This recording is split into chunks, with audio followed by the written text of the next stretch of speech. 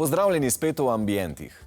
Obstaja material, ki nekako kar ne gre iz mode in je zvest ter enako priljubljen spremljevalec človekovih gradbenih podvigov in oblikovanja bivališč že ne samo desetletja, temveč kar stoletja in celo tisočletja.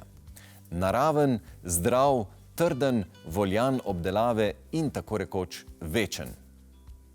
Les, ki bomo tudi letos posvetili precej pozornosti v današnji oddaji, spoznavamo skozi izvirne in odlično izvedene primere ponovne uporabe. Oddaja je nastala v sodelovanju z javno agencijo Spirit Slovenija in s finančno podporo Ministrstva za gospodarstvo, turizem in šport. Namenili smo jo spodbujanju uporabe lesa. Najlepše oblikovalske zgodbe so tiste, ki obujajo dotrajane ali uničene predmete ter jim podarijo priložnost, da zasijejo v novi obliki. Zlomljene skate deske nekomu budijo spomine, spet drugi bi jih brez pomislekov zavrgli. Matej Malenšek pa je našel navdihujoč način, s katerim uničenim skejtarskim deskam vliva novo življenje. Tokrat vam bomo predstavili mladeniča, ki v svojih izdelkih združuje kar dve veliki ljubezni. To sta ljubezen do lesa in ljubezen do skejtanja. In kdo bi si mislil, da iz takšne ledeske lahko nastane en takšen čudovit izdelek? Matej, najprej lep pozdrav. Živjo. Vi niste obiskovali kakšne lesne šole, ampak lahko pa midva mirne vesti rečeva, da je v bistvu oblikovanje lesa, delo z lesom, nekaj, kar se vam po krvi pretaka. Je res? Ja, je res. V bistvu nikoli nisem hodil na lesno šolo ali pa imel neke izobrazbe iz te smeri. V bistvu študiral sem elektrotehniko, pa potem še strojništvo. Les je pa kar pomemben v bistvu v vaši družini, ena taka vez, ne mogoče celo kar vaši rodbini, če sem prav razumela. Ja, to je, se mi zdi, da oče nekaj raziskoval, da to že, ne vem, ko preko kakšen rod ali pa dva nazaj, da so se že s tem napolno ukvarjali.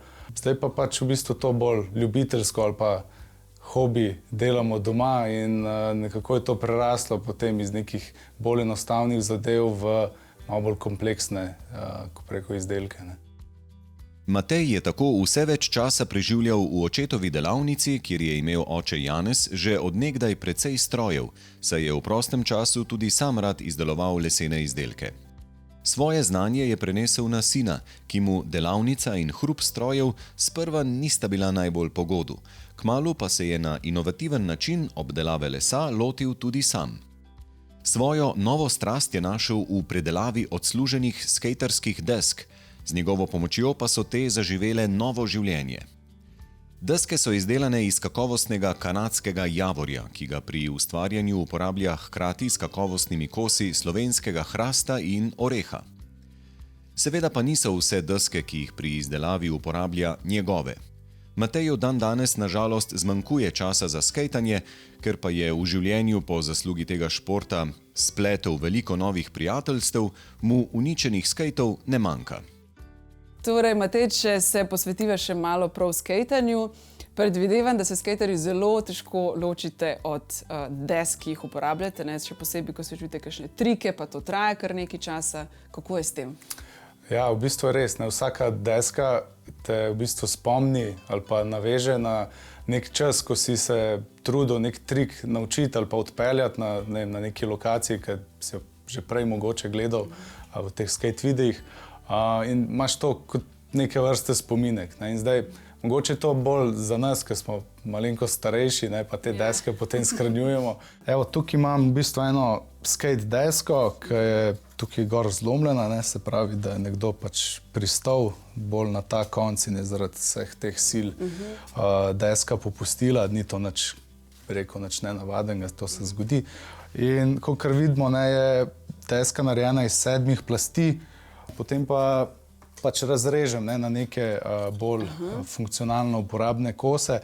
Zdaj, ta del tukaj, ki ga držim v roki, je v bistvu tle vmes, se pravi med obemi temi kolesi pa podvozji. In je tudi, če tako pogledamo, najbolj raven. In iz tega dobiš tudi najbolj tako raven kos ali pa lamelo ven. In se pravi, dobim ven dosti tako ravno lamelo in jo porabim recimo kakor v tem primeru za mizo, ne, se potem te zadeve spajajo skupaj.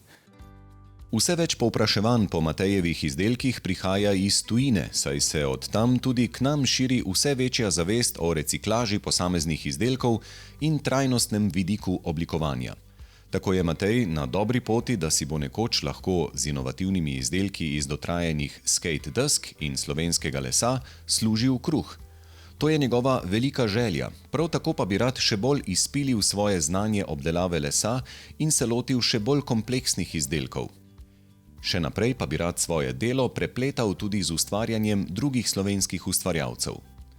Podporo domačih brez dvoma ima, saj mu pogosto na pomoč priskoči tudi brat Marko. Sploh pa je njune družbe v delavnici vesel oče, ki je na sinova nadvse ponosen. Ja, vaš sin Matej je prav v vaši delavnici začel, torej se je prvič srečal z lesom. Kakšen pa je bil vaš odziv, ko se vam je pridružil? Oziroma, koliko je bil sploh star takrat? Ja, zdaj težko povem, koliko je bil star. Je pa res, da sem jaz otroke že zgodaj začel prevajati na kakšno delo. Predvsem se mi je prav zdelo, da se naučijo kakšnih veščin, kar se tiče, da lahko naredi tudi sam kaj z rokami, ker te veščine ti v življenju zmeraj prav pridejo. Kakšen pa je bil recimo vaš odziv, ko je povedal, ok, jaz pa bi zdaj rad nekaj naredil iz lesa, torej iz polomljenih desk. Kakšen je bil vaš odziv? Ja, zdaj, ko je začel te deske nositi domov polomljene, se je malo čudno mi zdelo. Je, ne? Kaj nekaj bo iz tega ratalo, ne? Ja. Bolj ko ne sem videl v tem nekaj drva, ampak kljub vsemu, pol ko sem pa videl, da je začel to nekaj žagati, pa lepeti skupaj, pa to, pa delati neke izdelke, se mi je zdelo pa zelo tako zanimivo, ne? Predvsem se mi zdi, da je zelo posrečeno naredil to povezavo med temi našimi izkušnjami lesarskimi, svojim skejtanjem in ustvarjalnostjo. In v končni fazi se mi zdi iz tega materiala, ko je bil tako rekoč že odpisan, je naredil tak izdelek, ki je mogoče še lepši, kot je bil takrat, ko je bila tista deska.